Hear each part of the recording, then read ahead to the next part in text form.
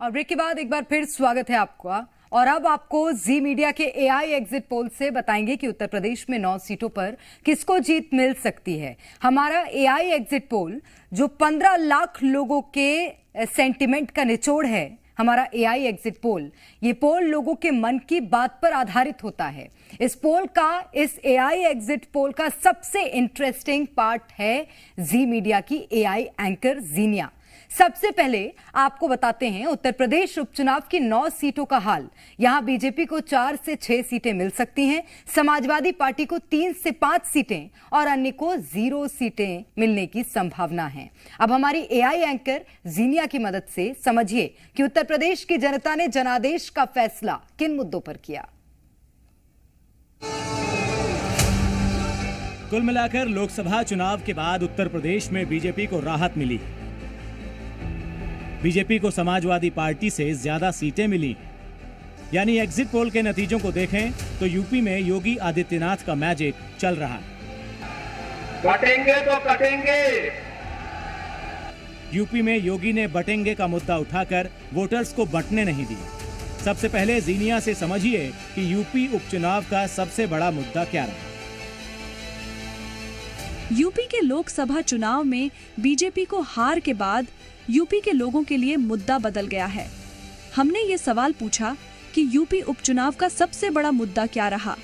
हमने इस पर वोटरों के सेंटिमेंट का एनालिसिस किया तो पाया कि रोजगार को 40% लोग अहम मुद्दा मान रहे हैं, महंगाई को 30% ने, तो कानून व्यवस्था को 20% ने बड़ा मुद्दा बताया, जबकि 10% सेंटिमेंट ऐसे मिले जिन्होंने जाति के आधार पर वोट किया। उत्तर प्रदेश का बुलडोजर लखनऊ होते हुए देश के कोने कोने में पहुंच गया है। जहां भी अपराधियों और माफिया को जवाब देना होता है, वहां बुलडोजर की बात होती है। एग्जिट पोल में हमारा अगला सवाल था कि यूपी उपचुनाव में क्या बुलडोजर सबसे बड़ा मुद्दा रहा। यूपी में उपचुनाव के प्रचार के बीच सुप्रीम कोर्ट ने बुलडोजर जस्टिस को लेकर स्पष्ट फैसला सुनाया। हमने भी सवाल पूछा कि क्या यूपी उपचुनाव में बुलडोजर सबसे बड़ा मुद्दा रहा। मैंने इस सवाल पर लोगों के सेंटीमेंट का एनालिसिस किया तो पाया कि 45% ये मानते हैं कि उपचुनाव में बुलडोजर मुद्दा रहा। हालांकि 35% का सेंटीमेंट ये है कि बुलडोजर का कोई असर नहीं रहा, जबकि 20% ने कोई राय नहीं दी है। मतलब ज्यादातर मानते हैं कि बुलडोजर मुद्दा नहीं था। लोकसभा के नतीजों से सबक लेते हुए यूपी में बीजेपी ने हिंदुत्व के मुद्दे पर सबसे ज्यादा जोर दिया। इससे कितना फायदा मिला, जीनिया से समझिए कि यूपी में जाति कार्ड चला या हिंदुत्व का मुद्दा। बीजेपी को ये लगता है कि लोकसभा चुनाव में यूपी में खराब नतीजों के पीछे हिंदू वोटों का बंटवारा था।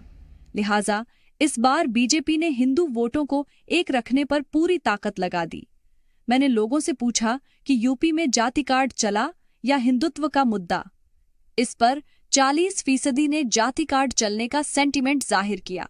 हिंदुत्व के मुद्दे पर भी 40% ने समर्थन दिया।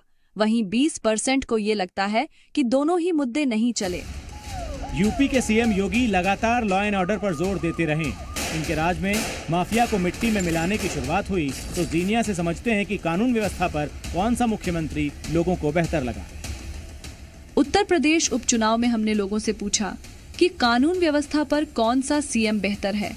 मैंने इस सवाल पर लोगों के सेंटीमेंट का एनालिसिस किया तो पाया कि कानून व्यवस्था पर 55% ने योगी आदित्यनाथ को बेहतर बताया है, जबकि 30% ने अखिलेश यादव और 15% ही मायावती को बेहतर सीएम बता रहे हैं। मतलब कानून व्यवस्था के मामले में यूपी के लोगों का भरोसा योगी पर है। उत्तर प्रदेश में विकास की बात होती है, लगातार हाईवे और इंफ्रास्ट्रक्चर में सुधार की बात होती है। हमने जीनिया से पूछा कि लोगों को विकास पर किस सीएम की परफॉर्मेंस बेहतर लगी। यूपी में विकास के मुद्दे पर कौन सीएम बेहतर है, हमारे इस सवाल पर लोगों से स्पष्ट साइलेंट सेंटीमेंट जाहिर किया। 50% वोटर ये मानते हैं कि योगी आदित्यनाथ विकास करने वाले सबसे बेहतर सीएम है। वहीं 35% ने अखिलेश यादव को अपनी पसंद बताया। मायावती को विकास पर अपनी पसंद बताने वाले करीब 15% हैं। विकास को लेकर लोगों का भरोसा योगी आदित्यनाथ पर है। कुल मिलाकर एग्जिट पोल में यूपी से बीजेपी के लिए अच्छी खबर आती दिख रही है और अब 23 नवंबर को असली नतीजों का इंतजार शुरू हो गया है। ब्यूरो रिपोर्ट, जी मीडिया।